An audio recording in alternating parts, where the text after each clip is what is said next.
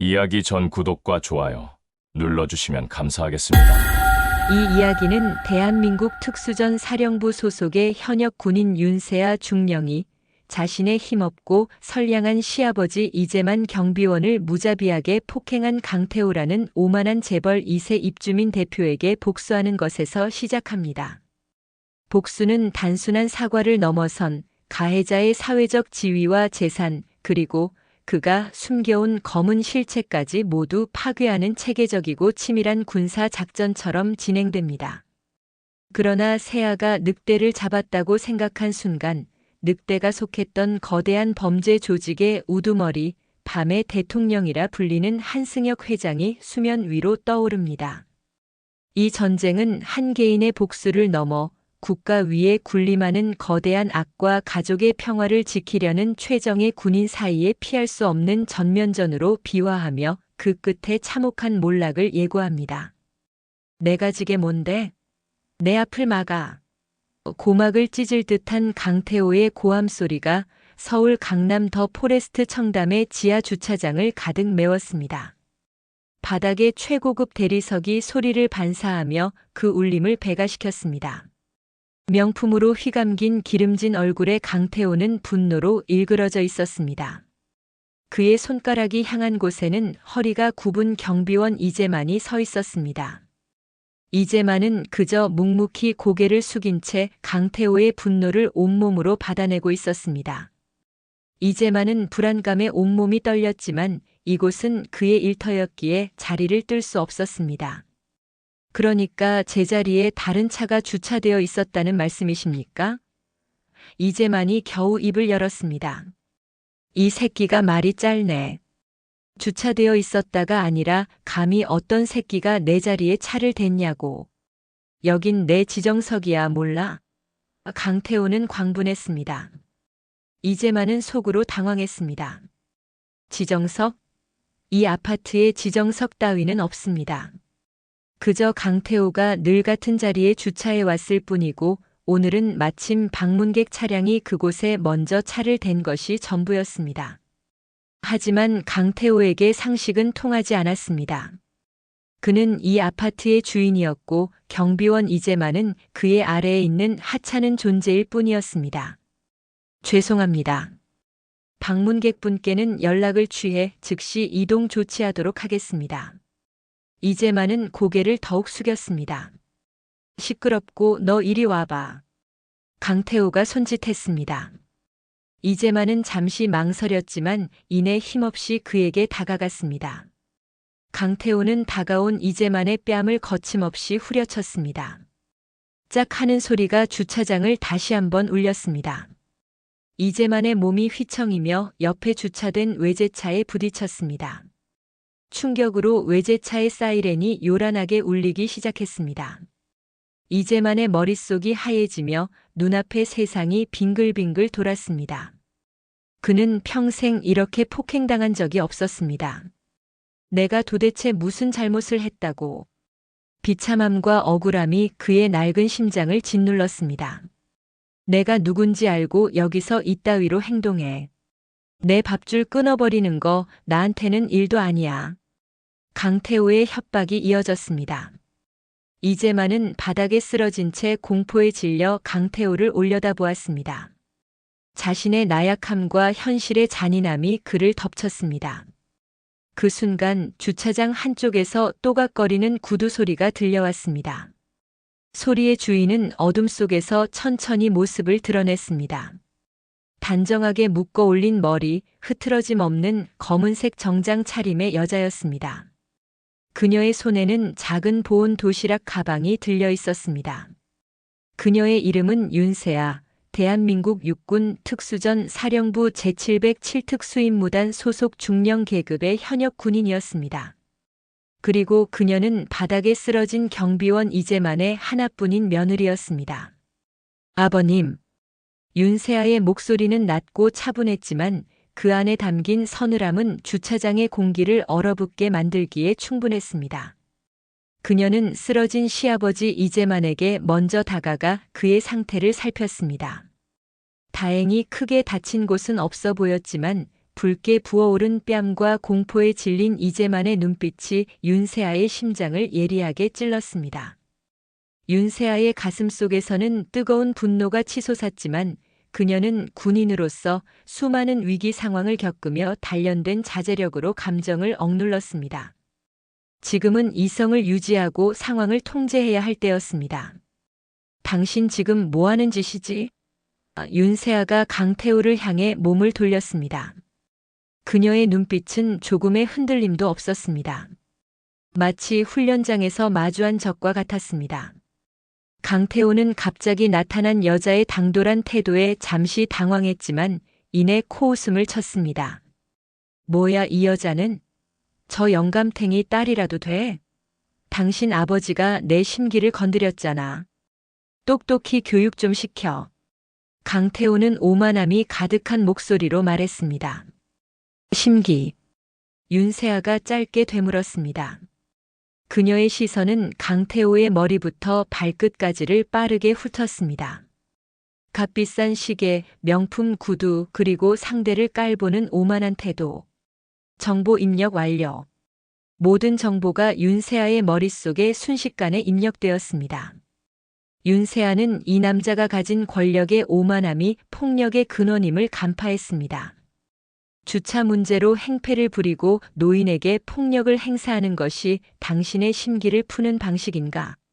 윤세아의 목소리에는 경멸이 담겨 있었습니다. 이 여자가 보자 하니까. 내가 누군지 알아? 이 아파트 입주민 대표야. 너희 같은 것들 목숨줄 쥐고 있는 사람이라고. 강태우는 자신의 지위를 과시했습니다. 입주민 대표라. 윤세아는 고개를 끄덕였습니다. 그러고는 천천히 자신의 휴대폰을 꺼내 들었습니다. 강태우는 그녀가 경찰에 신고하려는 줄 알고 비웃었습니다. 신고해봐, 어디. 경찰이 와서 내 편을 들지, 너희 편을 들지. 세상이 어떻게 돌아가는지 아직 모르는 모양인데 내가 똑똑히 가르쳐주지. 하지만 윤세아는 경찰에 전화하지 않았습니다. 대신 그녀는 녹음 버튼을 눌렀습니다. 그리고는 강태우를 향해 다시 입을 열었습니다. 그녀의 목소리는 이전보다 한층 더 차가워져 있었습니다. 이름이 뭐지? 뭐? 강태우가 되물었습니다. 당신 이름. 그리고 지금 한 말 똑똑히 해봐. 내가 우리 아버님 목숨줄을 쥐고 있다고. 윤세아의 눈빛은 더 이상 평범한 여자의 그것이 아니었습니다. 수많은 위기 상황을 겪으며 단련된 날카로운 칼날과도 같은 기세가 강태우를 정면으로 겨누고 있었습니다. 강태우는 순간적으로 말문이 막혔습니다. 처음 보는 여자에게서 느껴지는 압도적인 기운의 본능적인 위기감을 느낀 것입니다. 그리고 똑똑히 들어. 윤세아는 쓰러진 시아버지 이재만을 부축해 일으키며 말했습니다. 그녀의 시선은 단 한순간도 강태우에게서 떨어지지 않았습니다. 오늘 당신이 저지른 짓 반드시 대가를 치르게 될 거야. 아주 혹독하게. 그 말은 단순한 협박이 아니었습니다. 그것은 707특임대 중령 윤세아가 내리는 판결 예고였습니다. 그 순간 윤세아의 군인으로서의 사명감과 한 가족의 며느리로서의 보호 본능이 하나로 합쳐지며 강태우를 향한 처절하고 냉혹한 복수국의 막이 올랐습니다. 서울대학교 병원 응급실의 소독약 냄새가 코를 찔렀습니다. 이재만 노인은 진찰용 침대에 누워 복잡한 표정으로 며느리 윤세아를 바라보고 있었습니다. 정밀 검사 결과 다행히 뼈에는 이상이 없었지만 타박상과 혈압 상승으로 안정이 필요하다는 진단이 나왔습니다. 이재만은 며느리를 걱정하는 마음에 멋쩍게 웃으며 그녀를 안심시키려 했습니다. 세아야, 나는 괜찮다. 이만하면 다행이지. 괜히 일 크게 만들 필요 없어. 하지만 윤세아의 얼굴은 굳어 있었습니다. 그녀는 시아버지의 손을 꼭 잡았습니다. 거칠고 주름진 이재만의 손에서 그가 살아온 고단한 세월이 느껴졌습니다. 아버님 죄송해요. 제가 조금만 더 일찍 왔더라면. 윤세아는 자신을 탓했습니다. 자신의 늦은 도착 때문에 시아버지가 폭행당했다는 사실이 그녀의 마음을 찔렀습니다. 아니다. 내가 왜 죄송해. 내가 부주의했던 탓이지. 그 사람 원래 좀 성격이 거칠어. 그냥 잊어버리자. 나는 평생을 굳은 일을 마다하지 않고 성실하게 살아왔어. 남과 다투는 것을 싫어했고 웬만한 일은 그저 참고 넘어가는 것이 상책이라고 믿었습니다. 이제만은 평생의 삶의 방식을 고수하려 했습니다. 하지만 윤세아는 달랐습니다. 그녀에게 불의에 대한 침묵은 용납할 수 없는 비겁함이었습니다. 아니요, 아버님. 이번 일은 그냥 넘어갈 수 없어요. 윤세아의 단호한 목소리에 이재만은 더 이상 말을 잇지 못했습니다. 그는 며느리의 성격을 잘 알고 있었습니다. 한번 결심한 일은 반드시 해내고야 마는 군인으로서의 강직함과 집요함. 그것이 지금의 윤세아를 만든 힘이었습니다. 이재만은 그녀의 결정을 묵묵히 따르기로 했습니다.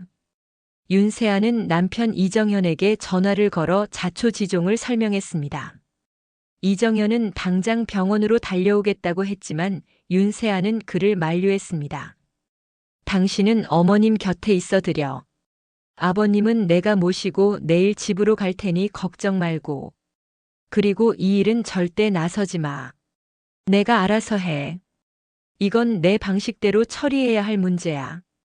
윤세아는 이정현을 이 일에서 철저히 분리시키려 했습니다. 그녀의 복수 작전에 가족이 얽히는 것을 원치 않았습니다. 전화를 끊은 윤세아는 잠시 눈을 감았습니다. 머릿속에서는 이미 수십 가지의 계획이 세워지고 있었습니다. 상대의 신원 파악, 증거 수집, 그리고 가장 효과적인 응징의 방법.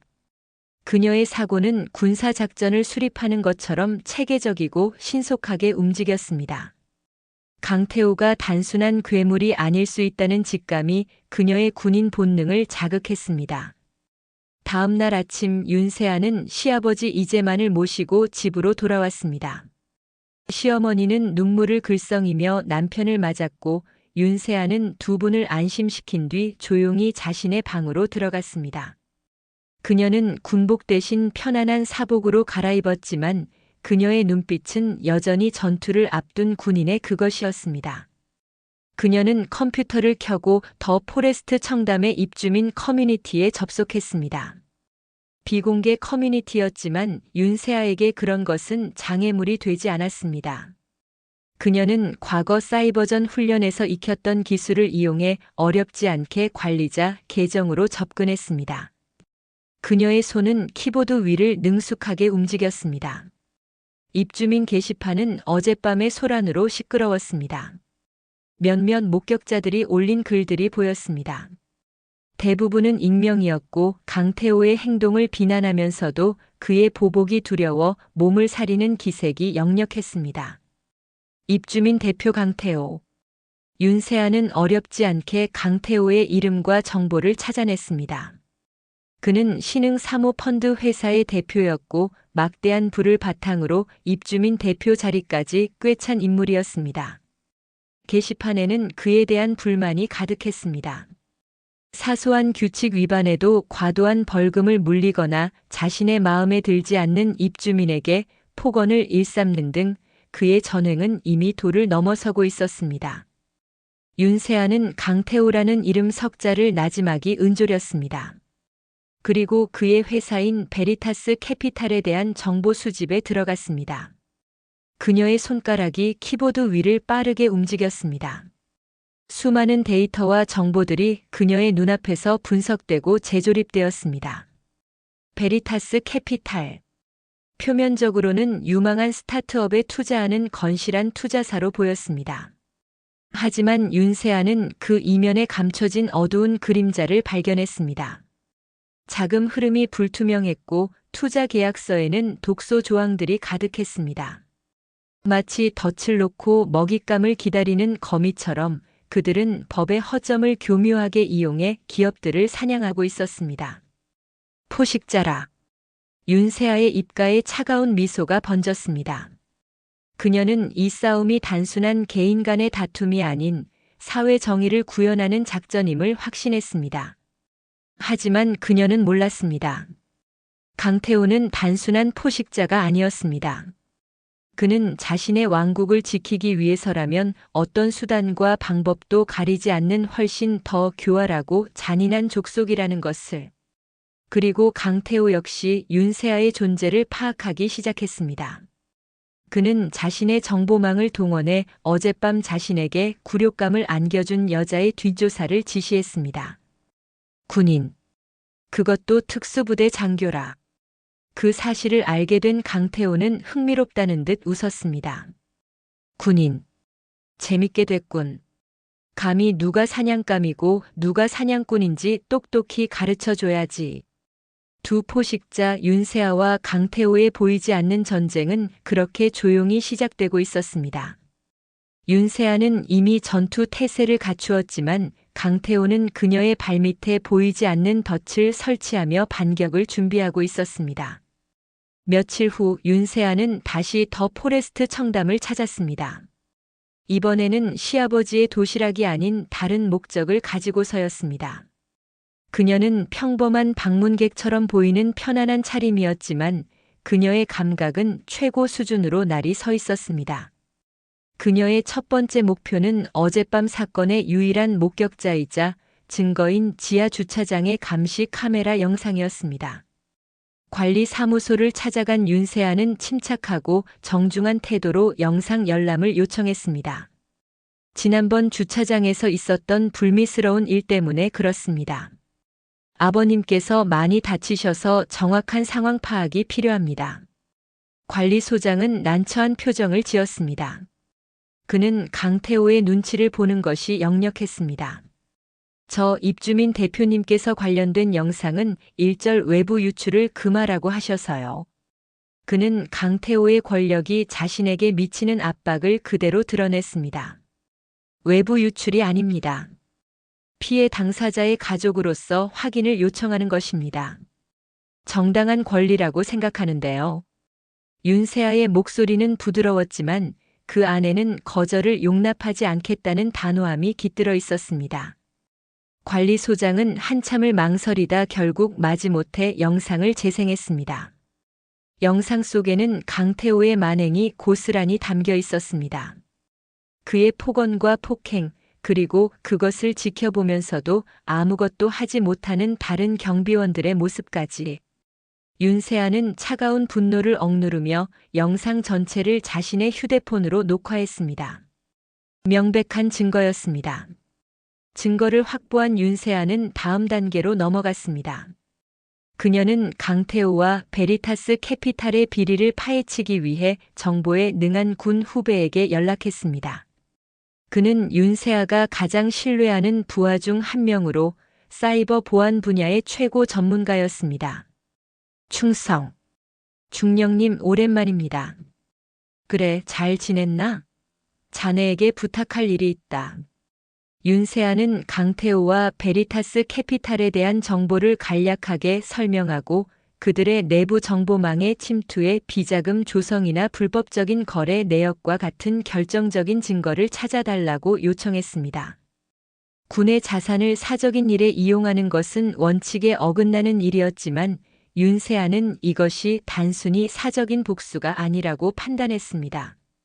사회의 독버섯 같은 존재를 제거하는 것 또한 군인으로서의 임무라고 그녀는 스스로에게 확신했습니다. 알겠습니다. 하지만 상대방도 보통 내기가 아닐 겁니다. 시간이 좀 걸릴 수 있습니다. 후배가 조심스럽게 말했습니다. 알겠다. 최대한 신중하게 흔적을 남기지 말고 진행해줘. 윤세아의 지시는 간결하고 명확했습니다. 후배와의 통화를 마친 윤세아는 다시 강태호에게로 시선을 돌렸습니다. 이제 판은 짜였습니다. 증거와 정보, 이 두 가지 무기를 손에 쥐고 그녀는 강태호의 숨통을 조여갈 준비를 마쳤습니다. 그녀의 심장은 차가운 금속처럼 뛰고 있었습니다. 하지만 강태호 역시 호락호락한 상대가 아니었습니다. 그는 이미 자신의 방식으로 반격을 준비하고 있었습니다. 그는 시아버지 이재만 노인을 압박하기 시작했습니다. 아파트 경비팀장을 통해 이재만에게 지속적으로 사직을 종용한 것입니다.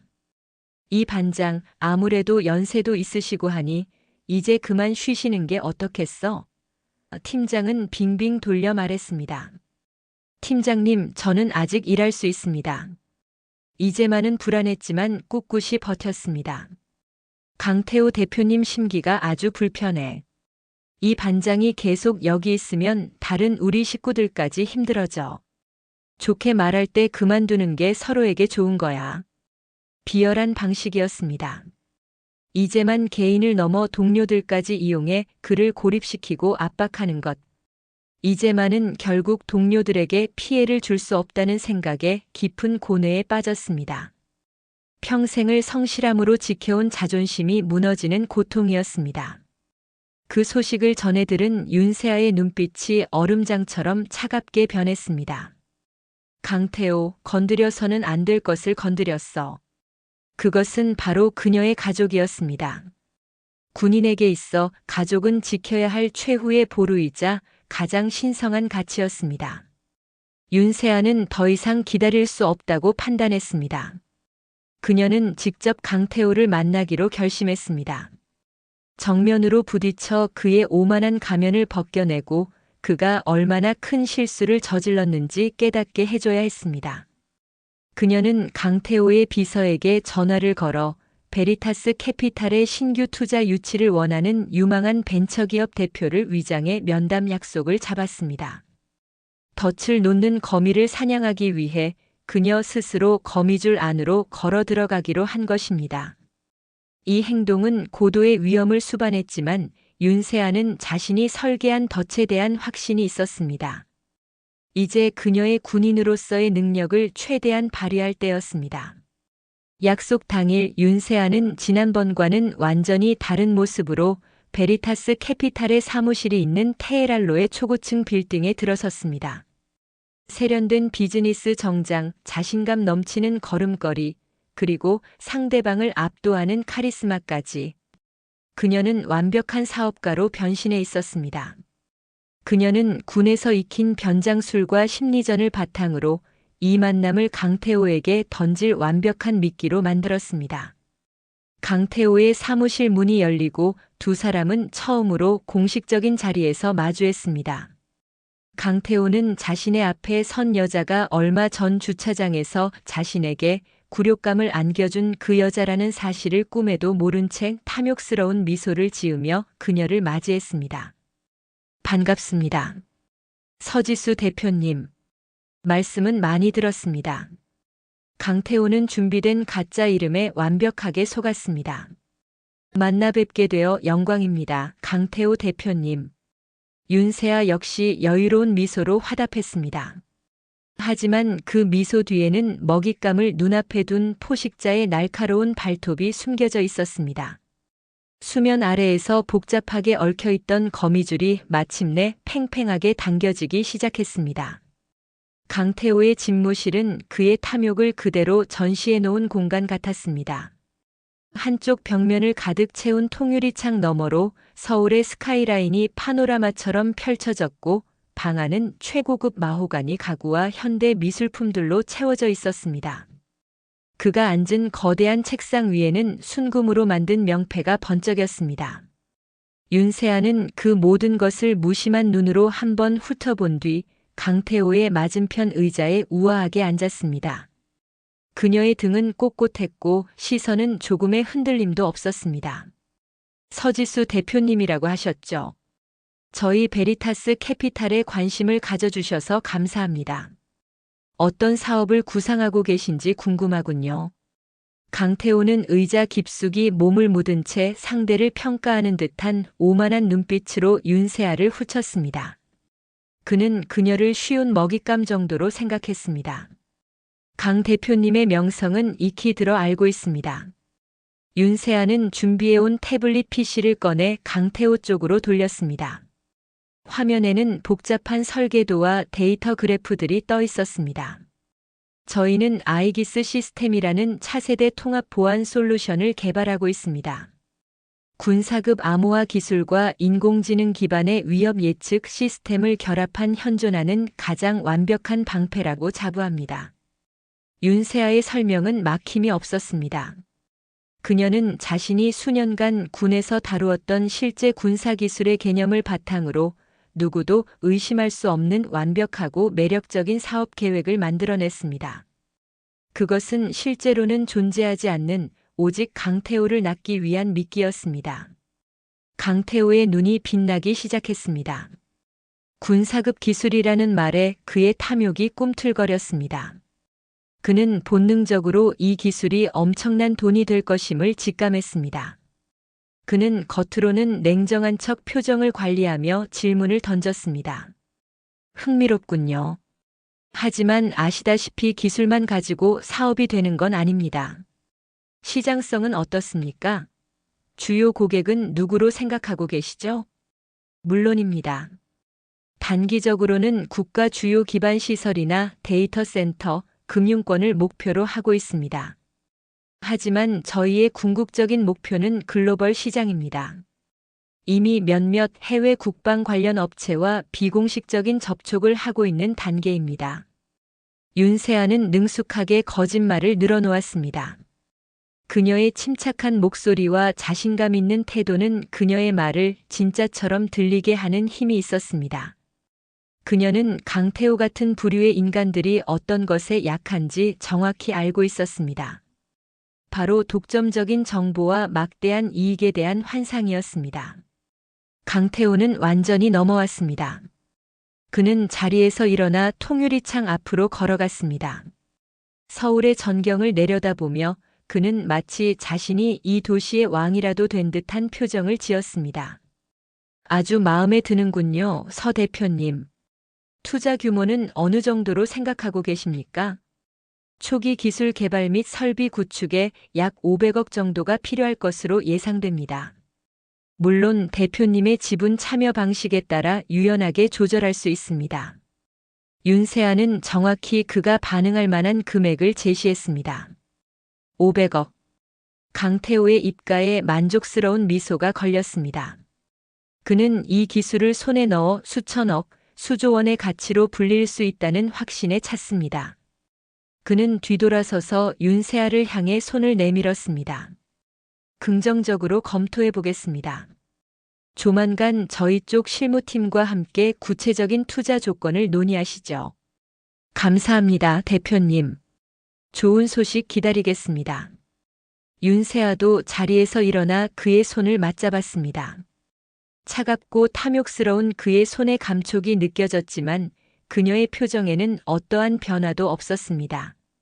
늑대의 아가리 속으로 제 발로 걸어 들어간 여우는 이제 늑대의 목에 보이지 않는 밧줄을 꺼는데 성공했습니다. 사무실을 나온 윤세아는 깊은 숨을 내쉬었습니다. 1차 작전은 성공이었습니다. 하지만 그녀는 긴장을 늦추지 않았습니다. 강태호는 교활한 인간이었습니다. 분명 자신의 배경에 대해 샅샅이 뒷조사를 할 터였습니다. 그녀가 만들어낸 서지수 대표라는 인물은 존재하지 않는 유령이었지만 그 유령의 실체를 감추기 위한 준비 또한 완벽하게 해둔 상태였습니다. 한편 그 시각 윤세아의 후배는 베리타스 캐피탈의 철통 같은 보안망을 뚫기 위해 고군분투하고 있었습니다. 그는 마침내 아주 작은 균열을 찾아내는 데 성공했습니다. 그는 그 틈을 통해 내부 서버로 조심스럽게 잠입했습니다.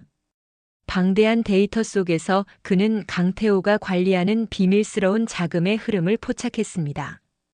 중령님, 꼬리가 잡혔습니다. 블루핀이라는 페이퍼 컴퍼니가 핵심인 것 같습니다. 자금 추적에 시간이 좀 더 필요합니다. 후배가 긴급 보고를 해왔습니다. 알겠다. 무리하지 말고 흔적을 남기지 않는 것을 최우선으로 해라. 결정적인 증거는 아직 손에 넣지 못했지만 희망이 보이기 시작했습니다. 윤세아는 다시 한번 마음을 다잡았습니다. 하지만 강태호의 압박은 더욱 노골적으로 변하고 있었습니다. 강태호는 시아버지 이재만이 사직을 거부하자 이제는 아파트 입주민들을 선동하기 시작했습니다. 그는 입주민 커뮤니티에 이재만이 방문객 차량 관리를 소홀히 했고 근무 태도가 불성실하다는 내용의 거짓 글을 올렸습니다. 몇몇은 강태호의 편에 서서 이재만을 비난하는 댓글을 달았습니다. 이재만은 평생 처음 겪어보는 인격적인 모독에 깊은 상처를 받았습니다. 그는 자신 때문에 다른 동료들이 피해를 보고 입주민들의 원성을 사는 것을 더 이상 견딜 수 없었습니다.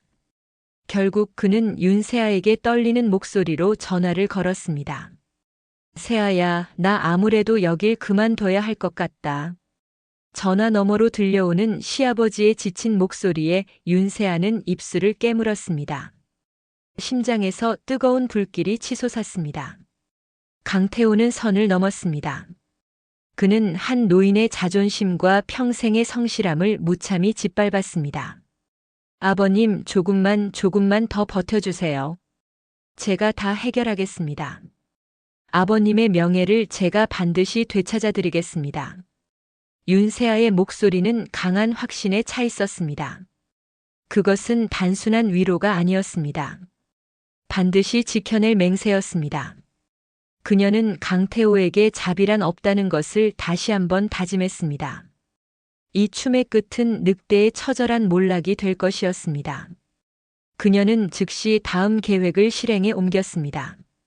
강태호와의 두 번째 만남, 그곳이 바로 늑대의 목줄을 확실하게 움켜쥘 장소가 될 터였습니다. 강태호가 약속 장소로 정한 곳은 청담동에 위치한 최고급 한정식 레스토랑의 별실이었습니다.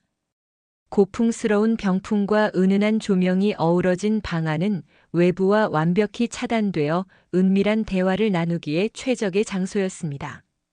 강태호는 자신이 이 판을 지배하고 있다는 것을 과시하려는 듯 값비싼 요리들을 연이어 주문했습니다. 서 대표님 마음껏 드시죠. 오늘은 제가 대접하는 자리입니다. 강태호는 여유로운 미소를 지으며 윤세아에게 술을 권했습니다. 그는 며칠간 뒷조사를 통해 알아본 서지수 대표의 정보에 만족한 상태였습니다. 해외 명문대 출신의 실리콘밸리에서 성공적인 엑시트 경험까지 있는 흠잡을 데 없이 완벽한 이력이었습니다. 물론 그 모든 것은 윤세아와 그녀의 후배가 공들여 만들어낸 가짜였습니다. 감사합니다만 저는 술을 잘하지 못해서요. 윤세아는 정중하게 거절하며 차잔을 들었습니다. 그녀의 눈은 맑고 고요했습니다. 하지만 그 고요함 속에는 상대의 허점을 꿰뚫어보는 날카로운 통찰력이 숨어 있었습니다. 그녀는 강태호가 과시하는 부와 권력에 조금도 위축되지 않았습니다.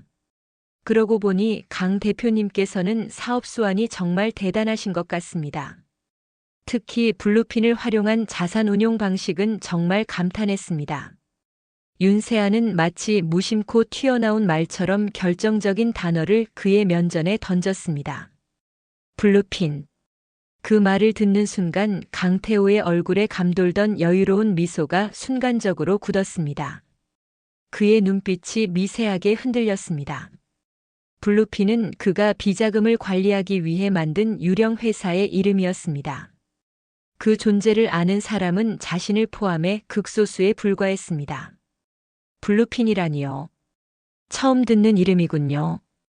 강태호는 시치미를 뗐지만 그의 목소리는 조금 전과 달리 날카롭게 변해 있었습니다.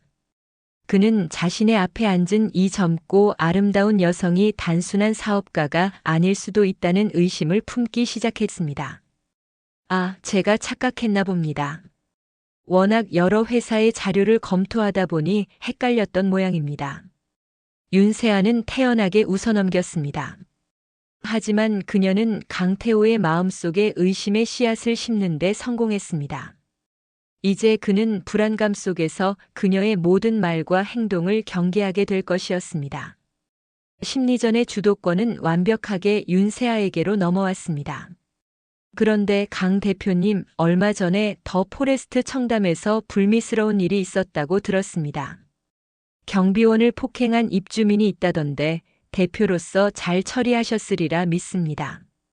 윤세아의 화제 전화는 급작스러웠지만 그 내용은 강태호의 심장을 서늘하게 만들기에 충분했습니다. 그녀가 자신의 사업 이야기와 아파트 사건을 교묘하게 연결하고 있었기 때문이었습니다. 강태호는 본능적인 위험을 감지했습니다. 그건 또 어떻게? 뭐 별일 아니었습니다. 오해가 좀 있었을 뿐이고 원만하게 해결됐습니다. 그는 애써 태연한 척했습니다. 다행이군요. 저는 불의를 보면 참지 못하는 성격이라서요. 특히 힘없는 사람을 괴롭히는 건 더더욱 용납할 수 없더군요. 윤세아는 강태호의 눈을 똑바로 응시하며 말했습니다.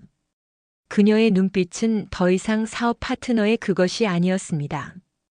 그것은 마치 죄인을 신문하는 검사의 눈빛과도 같았습니다. 강태호는 등줄기에서 식은땀이 흐르는 것을 느꼈습니다. 그는 자신이 무언가 돌이킬 수 없는 상황에 빠져들고 있음을 직감했습니다.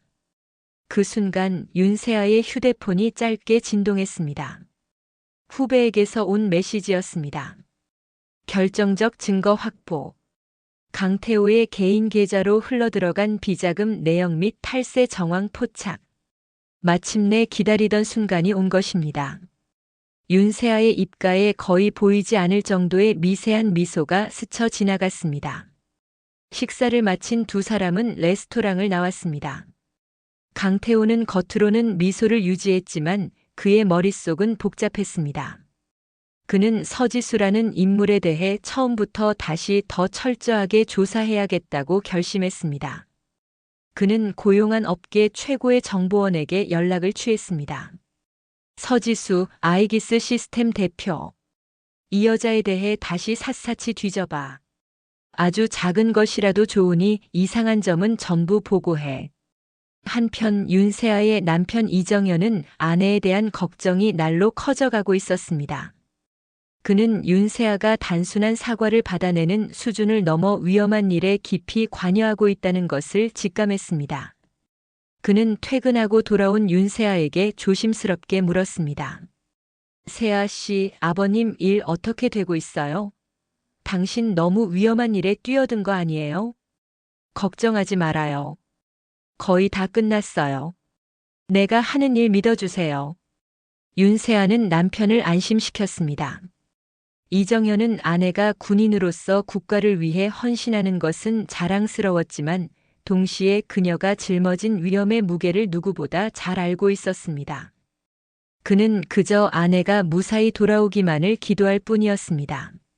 며칠 후 강태호는 정보원으로부터 충격적인 보고를 받았습니다. 대표님 말씀하신 서지수라는 인물 존재하지 않습니다. 저희가 추적한 모든 기록과 정보가 전부 조작된 것이었습니다. 누군가가 의도적으로 만들어낸 유령 신분입니다. 강태호는 보고를 듣는 순간 온몸에 피가 차갑게 식는 것을 느꼈습니다. 자신이 완벽한 덫에 걸렸다는 것을 깨달았습니다. 분노와 함께 정체 모를 공포가 그를 덮쳤습니다. 대체 그 여자의 정체는 무엇이며 목적은 무엇인가?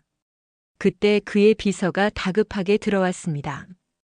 대표님, 서지수 대표님께서 긴급하게 면담을 요청하셨습니다. 지금 로비에서 기다리고 계십니다. 올 것이 왔다고 생각했습니다. 강태호는 마른 침을 삼켰습니다. 그는 자신의 경호원들을 집무실 안팎에 배치하고 만일의 사태에 대비했습니다. 그리고 비서에게 윤세아를 들여보내라고 지시했습니다. 이제는 정면 승부였습니다. 누가 칼자루를 쥐고 있는지 끝장을 볼 시간이었습니다. 강태호의 집무실 문이 열리고 윤세아가 들어섰습니다. 이번에 그녀는 사업가 행세를 하던 세련된 정장 차림이 아니었습니다. 몸에 딱 붙는 검은색 터틀넥과 바지, 그 위에는 활동성을 강조한 재킷을 걸치고 있었습니다. 화장기 없는 얼굴은 오히려 그녀의 날카로운 이목구비를 더욱 돋보이게 했습니다. 그녀의 걸음걸이는 소리 없이 부드러웠지만 마치 먹잇감을 향해 다가가는 흑표범처럼 위압감이 넘쳤습니다. 강태호는 애써 태연한 척 의자에 앉아 있었지만 바싹 마른 입술과 미세하게 떨리는 손끝이 그의 긴장감을 드러내고 있었습니다. 집무실 안에는 강태호의 충직한 경호원 2명이 버티고 서 있었습니다. 서지수 대표? 아니, 당신 대체 정체가 뭐야? 강태호가 먼저 입을 열었습니다. 그의 목소리에는 분노와 불안감이 뒤섞여 있었습니다. 윤세아는 그의 질문에 대답하는 대신 손에 들고 있던 작은 USB 저장 장치를 책상 위로 던졌습니다. 툭 하는 소리가 정적을 깨고 유난히 크게 울렸습니다. 그 안에 당신이 좋아할 만한 것들이 들어있어. 강태호 컬렉션이라고 이름 붙여봤는데 마음에 들었으면 좋겠군. 윤세아의 목소리는 얼음처럼 차가웠습니다. 강태호는 잠시 망설이다 떨리는 손으로 USB를 자신의 컴퓨터에 연결했습니다. 화면에는 여러 개의 폴더가 나타났습니다. 첫 번째 폴더를 열자 며칠 전 지하 주차장에서 자신이 이제만 노인을 폭행하는 장면이 담긴 고화질 영상이 재생되었습니다. 음성까지 선명하게 녹음되어 있었습니다. 이걸 어떻게 해? 강태호는 경악했습니다. 세상에 비밀은 없지. 특히 당신처럼 오만하게 날뛰는 사람에게는. 윤세아는 차갑게 말했습니다. 강태호의 얼굴이 하얗게 질렸습니다. 그는 두 번째 폴더를 열었습니다.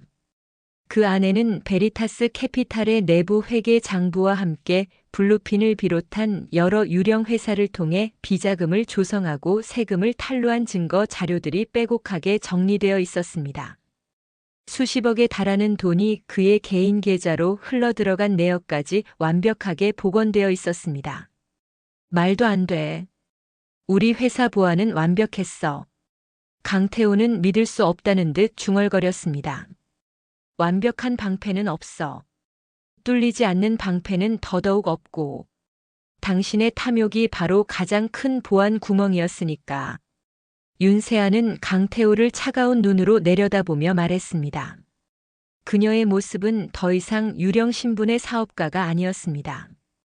그녀는 법의 심판을 대신하기 위해 내려온 집행자였습니다. 마지막 폴더도 열어보시지. 당신이 가장 흥미로워할 영상일 테니. 강태호는 홀린 듯 마지막 폴더를 클릭했습니다. 화면에 나타난 것은 뜻밖에도 한 중년 남자의 인터뷰 영상이었습니다. 그는 과거 베리타스 캐피탈에 투자를 받았다가 회사를 통째로 빼앗기고 알거지가 된 어느 유망한 중소기업의 대표였습니다. 그는 눈물을 흘리며 강태호의 교활한 수법과 비인간적인 행태를 낱낱이 고발하고 있었습니다. 윤세아는 이런 피해자들을 수소문해 그들의 증언을 모두 확보해 둔 것이었습니다. 당신 대체 원하는 게 뭐야? 돈이야? 원하는 만큼 줄게. 제발 이것만은. 강태호는 모든 것을 잃을 수 있다는 공포감에 사로잡혀 애원하기 시작했습니다. 그의 오만함은 산산조각났고 남은 것은 비굴한 생존 본능뿐이었습니다.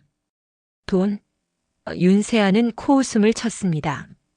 내가 돈 때문에 이런 일을 벌인 것 같나? 당신 같은 쓰레기에게서 나오는 더러운 돈에는 관심 없어. 윤세아는 책상 앞으로 한 걸음 다가섰습니다. 그녀와 강태호 사이의 거리가 좁혀졌습니다. 경호원들이 긴장하며 움직이려 했지만 윤세아의 서늘한 눈빛에 압도되어 감히 나서지 못했습니다. 내가 원하는 건 단 하나, 정의 구현이야. 당신이 짓밟은 사람들의 명예를 되찾고 당신의 죄에 대한 정당한 대가를 치르게 하는 것. 그녀는 강태호에게 선택지를 제시했습니다. 그것은 협상이 아닌 통보였습니다. 선택해. 첫째, 내일 오전까지 더 포레스트 청담 입주민 전체에게 당신의 폭행 사실을 고백하고 나의 아버님 이재만 씨에게 무릎 꿇고 진심으로 사죄해. 그의 명예를 당신이 직접 되돌려 놓는 거야. 둘째, 당신이 가진 모든 자료를 들고 검찰에 자수해. 당신이 저지른 모든 금융 범죄, 탈세, 배임 행위를 스스로 고백하고 법의 심판을 받아. 물론 당신이 빼앗은 회사와 피해자들에게도 합당한 보상을 해야겠지. 강태호는 입을 다물지 못했습니다. 그것은 선택지가 아니었습니다. 그냥 죽으라는 말과 다름없었습니다. 만약 내가 거부한다면? 거부? 윤세아의 입가에 처음으로 미소가 떠올랐습니다. 하지만 그 미소는 너무나도 차갑고 잔혹해서 보는 사람의 등골을 오싹하게 만들었습니다. 이 USB에 담긴 모든 자료는 지금 이 순간에도 언론사 수십 곳과 검찰, 국세청으로 동시에 전송되고 있어. 당신이 여기서 날 죽이고 입을 막는다 해도 아무것도 달라지지 않아. 오히려 살인 교사 혐의만 추가될 뿐이지. 당신의 제국은 오늘부로 끝났어. 절망. 강태호의 얼굴에 짙은 절망의 그림자가 드리워졌습니다. 그는 자신이 사냥꾼인 줄 알았지만 사실은 거대한 덫에 걸린 짐승에 불과했다는 사실을 깨달았습니다. 자신의 앞에 서 있는 이 여자는 인간의 모습을 한 재앙 그 자체였습니다. 기억해도. 당신은 군인의 가족을 건드렸어. 우리는 국가를 지키는 사람들이지만 동시에 누군가의 아들이고 딸이며 남편이고 아내야. 내 가족을 건드린 대가가 어떤 것인지 뼈저리게 느끼게 될 거야. 윤세아는 마지막 말을 남기고 몸을 돌렸습니다.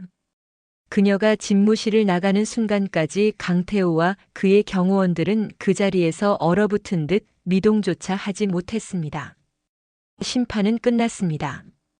이제 남은 것은 무너진 왕국 위에서 한 남자가 흘릴 피눈물뿐이었습니다. 강태호는 꼬박 하룻밤을 뜬 눈으로 지새웠습니다. 윤세아라는 여자가 그의 목에 걸어놓은 두 개의 선택지는 사실상 하나의 길을 가리키고 있었습니다.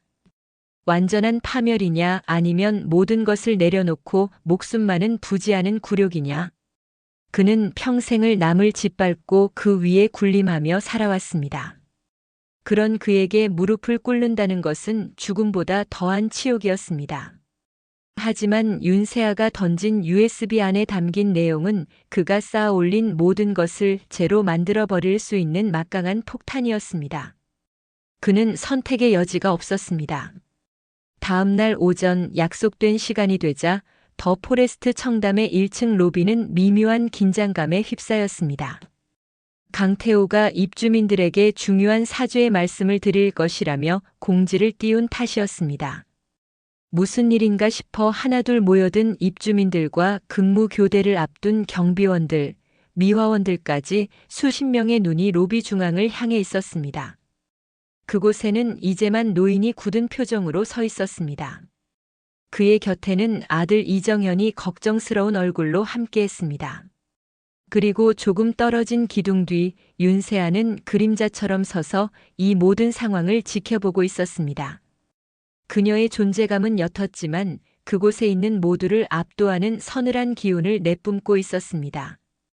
이윽고 로비의 회전문을 통해 강태호가 모습을 드러냈습니다.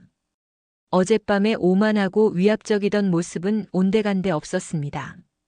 하룻밤 사이에 수십 년은 늙어버린 듯한 초췌한 얼굴, 흐트러진 머리카락과 구겨진 옷차림은 그가 겪었을 극심한 심적 고통을 고스란히 보여주고 있었습니다. 그는 수십 개의 눈동자가 자신을 향해 쏘아대는 것을 느끼며 걸음 하나 옮기는 것조차 힘겨워했습니다. 마침내 이제만 노인의 앞에 선 강태호는 한동안 아무 말도 하지 못했습니다. 그저 땅바닥만 내려다보며 가쁜 숨을 몰아쉴 뿐이었습니다. 사람들의 웅성거림이 점점 커졌습니다.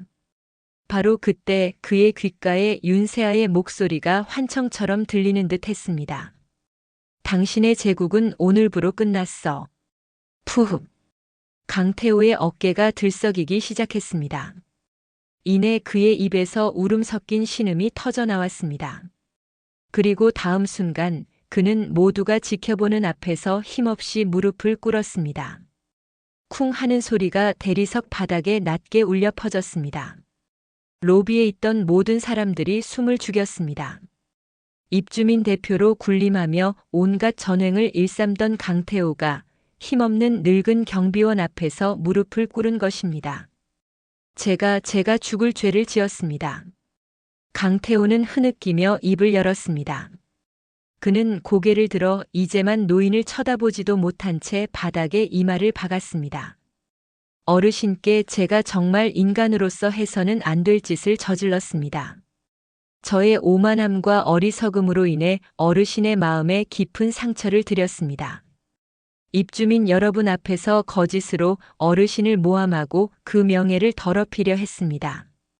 부디 저를 용서하지 마십시오.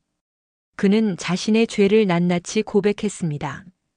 폭행 사실과 거짓 선동, 그리고 그동안 다른 입주민들과 직원들에게 저질렀던 크고 작은 갑질까지. 그의 입에서 진실이 터져나올 때마다 사람들의 표정은 경악으로 물들었습니다. 몇몇 입주민은 경멸의 눈빛으로 그를 쏘아보았고, 동료 경비원들은 그동안의 서러움을 보상받는 듯한 표정으로 조용히 눈물을 훔쳤습니다. 이제만 노인은 무릎을 꿇고 이마를 조아리는 강태호를 복잡한 심경으로 내려다보았습니다. 통쾌함보다는 연민의 감정이 먼저 들었습니다. 그는 평생을 성실하게 살아온 사람이었습니다. 남의 불행을 자신의 기쁨으로 삼을 만큼 모진 사람이 아니었습니다. 이제만은 조용히 허리를 숙여 강태호의 어깨를 잡았습니다. 일어나시오, 강 대표. 이제 됐습니다. 아닙니다, 어르신. 제가 어떻게... 강태호는 계속 흐느꼈습니다. 사람은 누구나 실수를 할 수 있는 법입니다. 그 실수를 인정하고 이렇게 용서를 구하는 것이 얼마나 큰 용기가 필요한 일인지 압니다. 그러니 이제 일어나시오. 이제만 노인의 따뜻한 말에 강태호의 울음소리는 더욱 커졌습니다.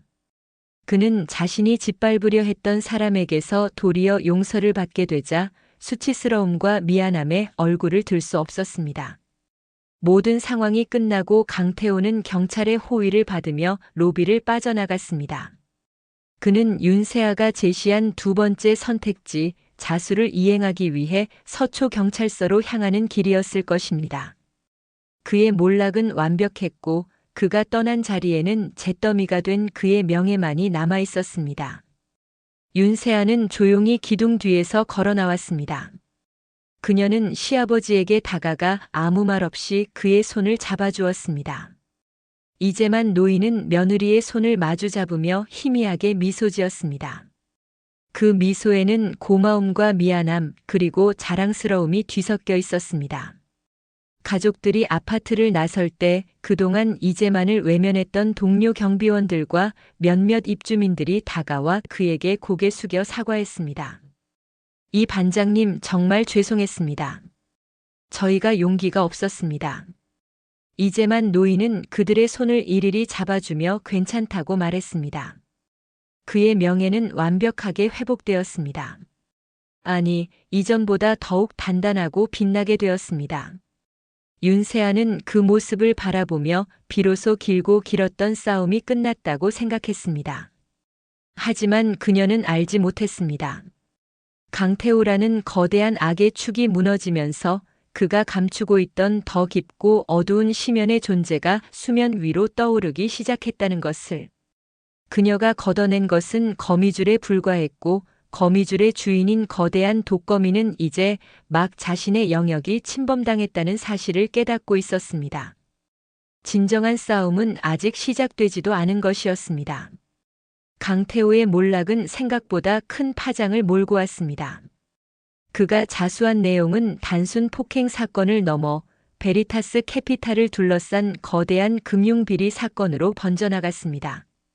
언론은 연일 입주민 대표의 두 얼굴, 탐욕이 부른 괴물의 몰락과 같은 자극적인 제목으로 그의 추악한 행적을 대서특필했습니다.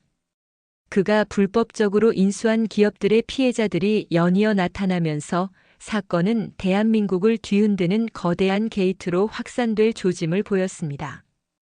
윤세아는 이 모든 소란에서 한 발 물러나 있었습니다. 그녀는 다시 군인 윤세아로 돌아가 경기도 이천에 위치한 특수전 사령부 내의 707특임단 부대에서 일상적인 훈련과 임무에 매진했습니다. 시아버지 이재만 노인은 더 포레스트 청담 관리 업체로부터 정식으로 사과를 받고 명예롭게 퇴직했습니다. 그는 이제 아파트 경비원이 아닌 사랑하는 며느리가 차려주는 따뜻한 저녁을 먹고 손주들의 재롱을 보며 소박한 행복을 누리고 있었습니다. 모든 것이 제자리를 찾은 듯 보였습니다. 그날 저녁 윤세아는 오랜만에 정시에 퇴근하여 가족들과 함께 저녁 식사를 했습니다. 남편 이정현과 시부모님은 윤세아의 얼굴이 전보다 편안해 보인다며 기뻐했습니다. 세아야, 내 덕분에 내가 요즘 두 발 뻗고 편히 잔다. 이제만 노인의 말에 윤세아는 멋쩍게 웃으며 고개를 저었습니다. 아니에요, 아버님. 당연히 제가 해야 할 일이었는걸요. 그래도 너무 위험한 일 아니었니? 나는 내가 다칠까봐 얼마나 걱정했는지 모른다. 시어머니의 걱정스러운 말에 남편 이정현도 거들었습니다. 맞아요, 세아 씨. 앞으로는 그렇게 혼자서 위험한 일에 뛰어들지 않겠다고 약속해요. 윤세아는 가족들의 따뜻한 걱정에 마음이 훈훈해졌습니다. 그녀는 고개를 끄덕이며 약속했습니다. 네, 걱정 마세요. 이제 다 끝났으니까요. 하지만 그 평화는 그리 오래가지 못했습니다. 윤세아의 말과 달리 아무것도 끝나지 않았기 때문이었습니다. 같은 시각 서울의 한적한 북악산 자락에 위치한 비밀스러운 한옥관. 한 노인이 조용히 서예를 하고 있었습니다. 그의 이름은 한승혁. 대한민국 경제계를 암암리에 주무르는 거물로 밤의 대통령이라 불리는 인물이었습니다. 강태호의 베리타스 캐피탈은 사실상 한승혁 회장의 검은 돈을 세탁하고 그의 정적들을 제거하기 위한 사냥개에 불과했습니다. 회장님, 강태호 건은 저희가 손쓰기 전에 이미 언론에 전부 터져버렸습니다. 꼬리 자르기도 쉽지 않은 상황입니다. 검은 양복을 입은 비서실장이 고개를 숙인 채 보고했습니다. 한승혁 회장은 붓을 내려놓지 않은 채 묵직한 목소리로 물었습니다. 강태호를 무너뜨린 자가 누구라고 했지? 아직 정확한 신원 파악은 되지 않았습니다. 서지수라는 가짜 신분을 사용했고 흔적을 전혀 남기지 않았습니다. 저희 쪽 최고의 전문가들을 붙였지만 상대의 방화벽을 뚫지 못하고 있습니다. 고작 강태호 하나 무너뜨린 놈의 뒤를 캐는데 이리 시간이 걸린단 말인가? 한승혁 회장의 목소리에는 분노가 아닌 차가운 호기심이 담겨 있었습니다. 그는 수십 년간 수많은 정적들을 상대해 왔지만 이토록 깔끔하고 대담하게 자신의 심장부를 찌르고 들어온 자는 처음이었습니다. 상대는 보통 해커가 아닌 것 같습니다. 사용하는 방식이 마치 국가기관의 사이버 부대와 유사한 패턴을 보입니다. 비서실장은 솔직하게 보고했습니다. 군인인가? 한승혁 회장은 잠시 생각에 잠기더니 이내 서예를 마치고 붓을 내려놓았습니다.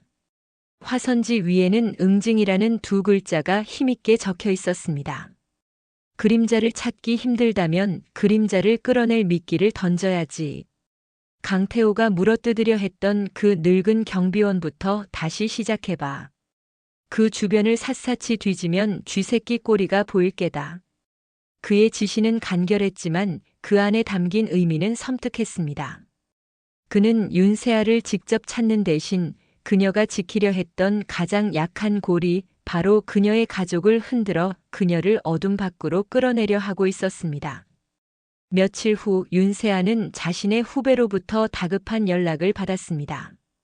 충성 중령님. 큰일 났습니다.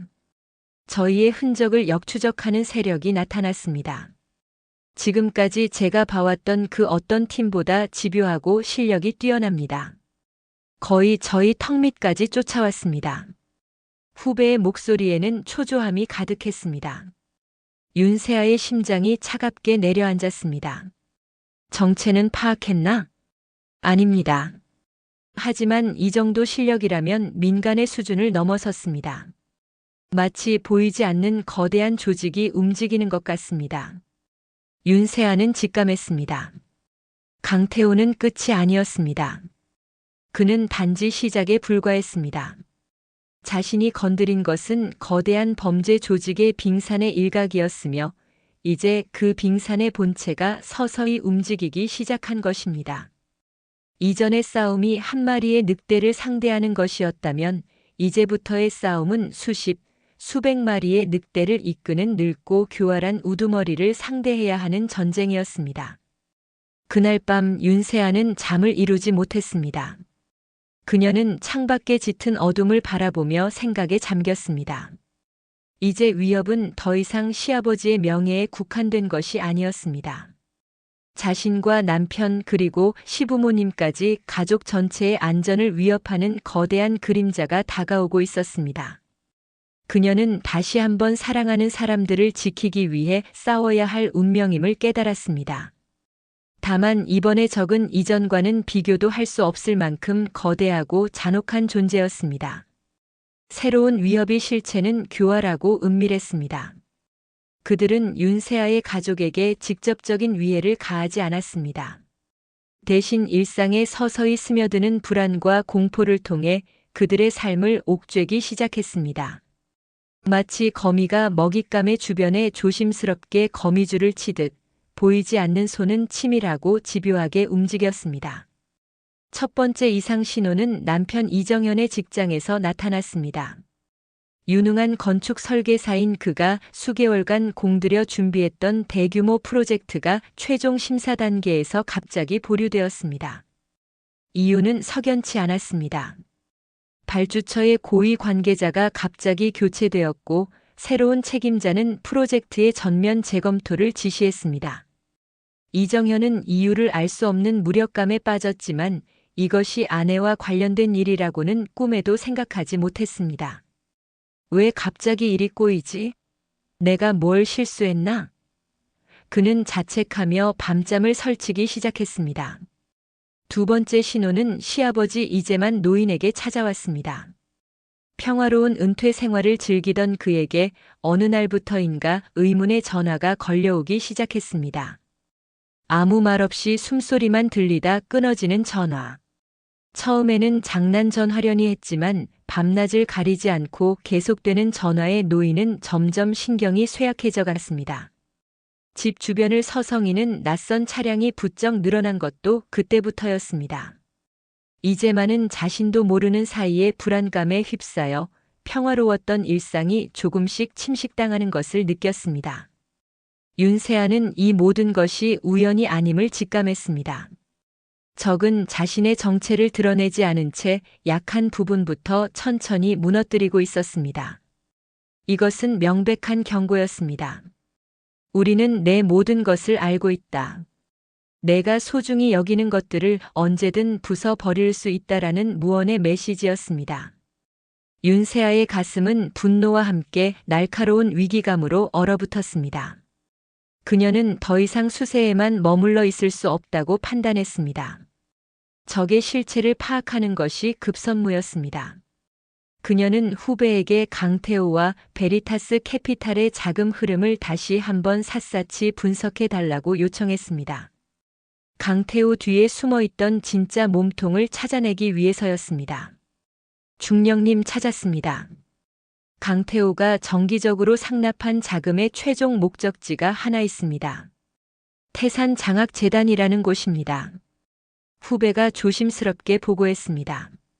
장학재단? 네. 표면적으로는 불우한 학생들을 돕는 공익재단으로 위장하고 있지만 자금 흐름이 매우 불투명합니다. 그리고 이 재단의 이사장이 한승혁 회장입니다. 한승혁. 마침내 적의 이름이 드러났습니다. 윤세아는 그 이름이 가진 무게를 잘 알고 있었습니다. 대한민국 정재계를 마후에서 움직이는 거대한 손. 법과 제도를 비웃으며 그 위에 군림하는 무소불위의 권력자. 그녀는 자신이 상대해야 할 적이 상상 이상으로 거대하다는 사실에 잠시 숨을 골랐습니다. 하지만 두려움은 없었습니다. 오히려 상대가 명확해지자 그녀의 눈빛은 더욱 차갑고 단단하게 빛났습니다. 그자에 대한 모든 것을 조사해. 약점을 찾아내야 해. 아무리 완벽해 보이는 성이라도 반드시 균열은 존재하기 마련이야. 윤세아는 나지막이 명령했습니다. 윤세아는 반격을 준비하는 동시에 가족을 보호하기 위한 조치를 취했습니다. 그녀는 남편과 시부모님께는 자세한 내막을 설명하지 않았습니다. 그들을 불필요한 공포에 빠뜨리고 싶지 않았기 때문입니다. 대신 당분간 외출을 삼가고 낯선 사람을 경계할 것을 신신당부했습니다. 그리고 자신의 군 기수 중 가장 신뢰할 수 있는 몇 명에게 비공식적으로 도움을 요청했습니다. 그들은 윤세아의 부탁에 두말 없이 그녀의 가족 주변을 멀리서 경호하기 시작했습니다. 군인의 가족을 건드린 대가를 치르게 하겠다는 윤세아의 의지의 표현이었습니다. 며칠 후 윤세아는 한승혁 회장의 약점을 찾는데 몰두했습니다. 하지만 그는 마치 유령과도 같았습니다. 언론에 노출되는 것을 극도로 꺼렸고 그의 사생활은 철저한 베일에 쌓여 있었습니다.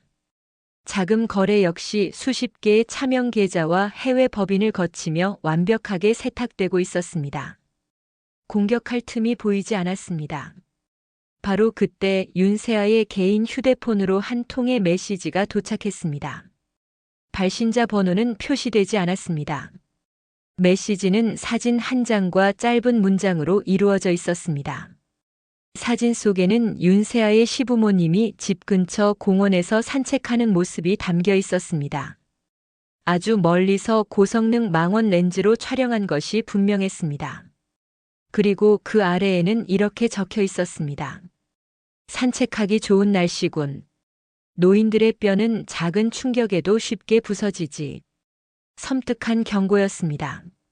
적은 이제 간접적인 압박을 넘어 직접적인 위협을 가해오기 시작했습니다.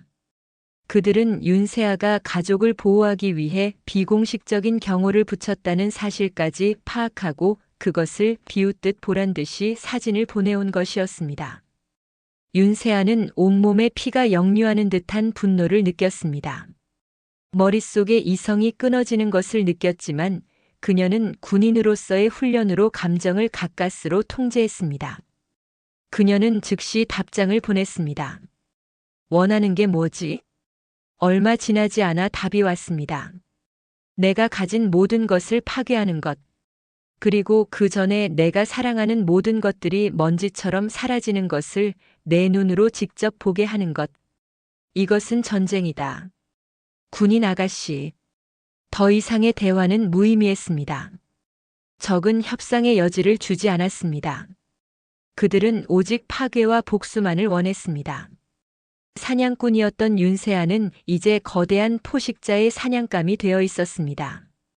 윤세아는 휴대폰을 내려놓고 창밖을 바라보았습니다. 도시의 화려한 불빛이 그녀의 눈에 들어오지 않았습니다. 그녀의 머릿속은 오직 앞으로 벌어질 전쟁에 대한 생각으로 가득 차 있었습니다. 적은 자신의 모든 것을 알고 있지만 자신은 적에 대해 아는 것이 거의 없었습니다. 불리한 싸움이었습니다. 하지만 윤세아는 포기하지 않았습니다. 그녀는 대한민국 최정예 특수부대원 707특 수임무단의 중령이었습니다. 불가능을 가능하게 만드는 훈련을 수없이 반복했고 죽음의 문턱을 여러 번 넘어왔습니다.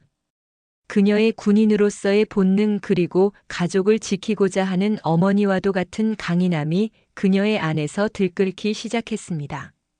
전쟁이라. 좋다. 윤세아는 나지막이 은졸였습니다. 그럼 전쟁답게 해주지. 당신들이 사는 편안하고 안락한 세상으로 내가 직접 지옥을 배달해주겠다. 그녀의 눈빛은 이제 분노를 넘어 차가운 사리로 번뜩이고 있었습니다. 보이지 않는 그림자와의 전쟁, 그 서막이 마침내 올랐습니다. 전쟁이 시작되었습니다. 하지만 윤세아가 선택한 전장은 한승혁이 예상했던 곳이 아니었습니다. 그녀는 정면으로 맞서 싸우는 대신 거대한 성벽의 가장 약한 돌멩이 하나를 찾아내 그것을 무너뜨려 성 전체를 붕괴시키는 방식을 택했습니다. 군사작전의 기본은 적의 강점을 피하고 약점을 파고드는 것입니다. 한승혁의 강점은 돈과 권력 그리고 법을 초월한 네트워크였습니다. 그렇다면 그의 약점은 무엇인가? 윤세아와 그녀의 후배는 밤낮을 가리지 않고 한승혁이라는 인간을 해부했습니다. 그의 모든 과거 기록, 알려지지 않은 행적, 심지어는 식습관이나 사소한 버릇까지. 방대한 데이터 속에서 마침내 하나의 이질적인 지점을 발견했습니다. 한승혁은 자신의 제국을 물려줄 단 한 명의 후계자를 비밀리에 키우고 있었습니다. 스위스에서 유학 중인 그의 아들 한도윤이었습니다. 한도윤은 아버지의 검은 돈과는 철저히 격리된 채 깨끗하고 완벽한 이력으로 성장하고 있었습니다. 세계 최고의 명문 대학에서 경영학을 전공하며 졸업 후에는 월스트리트의 유수한 투자은행에 입사가 예정된 엘리트. 그는 아버지의 세계와는 아무런 연관이 없는 한승혁이 만들어낸 완벽한 작품이자 그의 유일한 아킬레스건이었습니다. 한승혁은 자신의 모든 죄를 짊어지고 사라지더라도 아들만은 자신의 더러운 유산에서 벗어나 빛 속에서 살아가길 바랐던 것입니다. 찾았다. 윤세아는 한도윤의 사진을 보며 나지막이 은졸였습니다. 사진 속 청년은 아버지와는 달리 맑고 총명한 눈빛을 하고 있었습니다. 윤세아는 잠시 연민을 느꼈지만 이내 마음을 다잡았습니다. 이것은 전쟁이다. 그리고 전쟁에서는 적의 가장 소중한 것을 겨눠야만 승리할 수 있다. 윤세아의 마지막 작전, 체크메이트가 시작되었습니다. 첫 번째 단계는 연막이었습니다. 그녀는 한승혁의 수많은 비리 중 비교적 가벼운 축에 속하는 탈세혐의 일부를 익명으로 한 인터넷 언론사에 흘렸습니다. 예상대로 기사가 터져나오자 한승혁 측은 즉각적인 대응에 나섰습니다. 그들은 언론사를 압박하고 관련 기사를 포털 사이트에서 내리는데 총력을 기울였습니다. 한승혁은 적이 자신의 재산을 노리고 있다고 판단했습니다. 그는 자신의 모든 정보력을 동원해 이 해커를 색출하는데 혈안이 되었습니다. 그의 시선이 완벽하게 다른 곳으로 쏠린 순간이었습니다. 두 번째 단계는 내부 균열이었습니다. 윤세아는 한승혁의 핵심 측근 몇 명에게 각기 다른 내용의 거짓 정보를 흘렸습니다. 한승혁 회장이 당신을 버리고 해외로 도피할 준비를 하고 있다. 검찰 수사에 대비해 모든 죄를 당신에게 뒤집어 씌울 증거를 만들고 있다와 같은 내용이었습니다. 수십 년간 굳건했던 신뢰관계에 의심이라는 독이 퍼지기 시작했습니다. 측근들은 서로를 의심하고 한승혁의 지시에 미온적으로 반응하기 시작했습니다. 거대한 성벽 내부에서부터 균열이 일어나고 있었습니다. 그리고 마침내 마지막 단계, 왕을 잡는 수체크메이트가 실행되었습니다. 윤세아는 한승혁의 비자금 내역, 살인 교사 증거, 정관계 로비 장부 등 그동안 수집한 모든 범죄 증거를 하나의 파일로 묶었습니다. 그리고 그 파일의 수신자 목록을 작성했습니다. 스위스 제네바 대학의 총장 한도윤이 인턴으로 근무하던 투자은행의 윤리위원회, 그리고 스위스 연방 이민국 국장. 아들의 빛나는 미래를 송두리째 파괴할 수 있는 가장 치명적인 수신자들이었습니다. 윤세아는 스위스 현지에 있는 군 정보망의 협조를 얻어 한도윤의 실시간 동영상을 확보했습니다. 영상 속 한도윤은 친구들과 웃으며 캠퍼스를 거닐고 있었습니다. 평화롭고 완벽한 그의 일상. 윤세아는 그 영상과 함께 마지막 메시지를 한승혁에게 전송했습니다. 수신자는 한승혁 단 한 사람이었습니다. 한승혁은 자신의 비밀 안가에서 경로하며 대책 회의를 주재하고 있었습니다. 바로 그때 그의 개인 비상 연락용 휴대폰이 울렸습니다.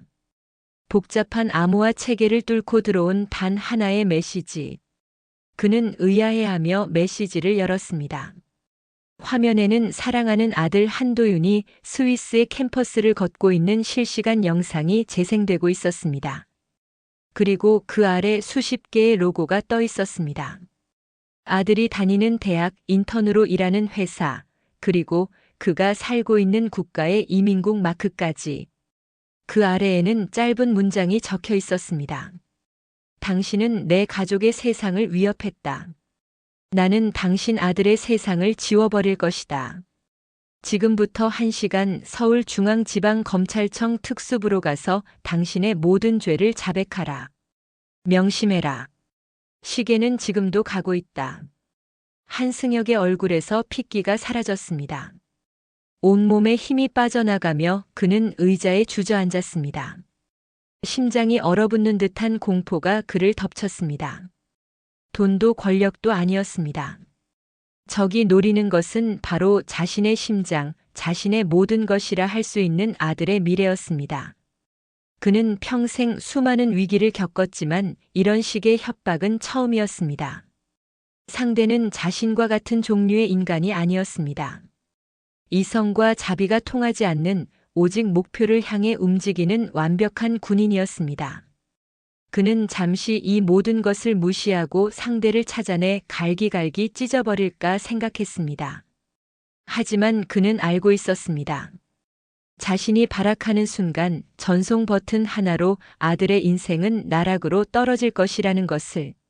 아들은 범죄자의 아들이라는 주홍글씨를 평생 짊어지고 살아가게 될 터였습니다.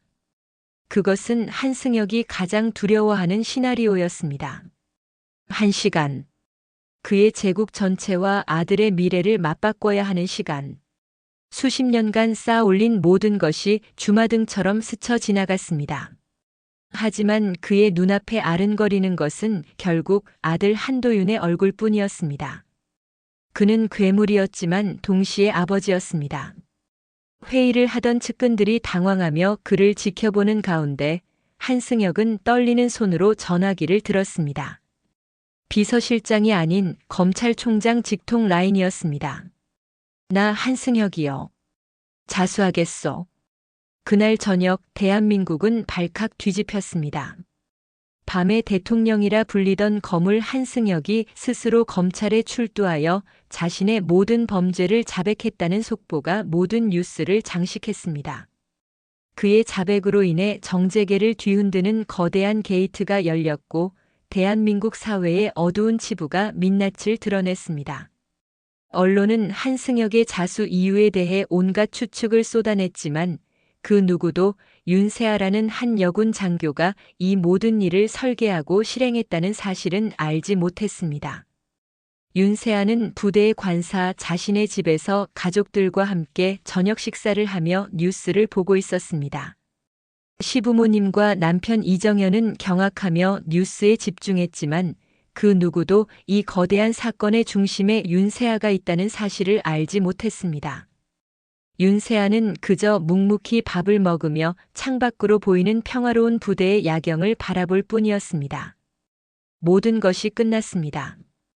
그녀는 승리했습니다. 가족의 평화를 지켜냈습니다. 며칠 후 윤세아는 707 특수임무단의 대테러 훈련장에서 고된 훈련을 마친 부대원들을 지켜보고 있었습니다. 땀과 먼지로 뒤범벅이 된 젊은 군인들의 눈빛은 그 어느 때보다 형형하게 빛나고 있었습니다. 그때 한 부사관이 그녀에게 다가와 거수 경례를 붙였습니다. 단결. 중령님, 다음 훈련 준비 완료되었습니다. 간결하고 강인한 특수부대 용사들의 경례 구호가 윤세아의 셔츠를 날렸습니다.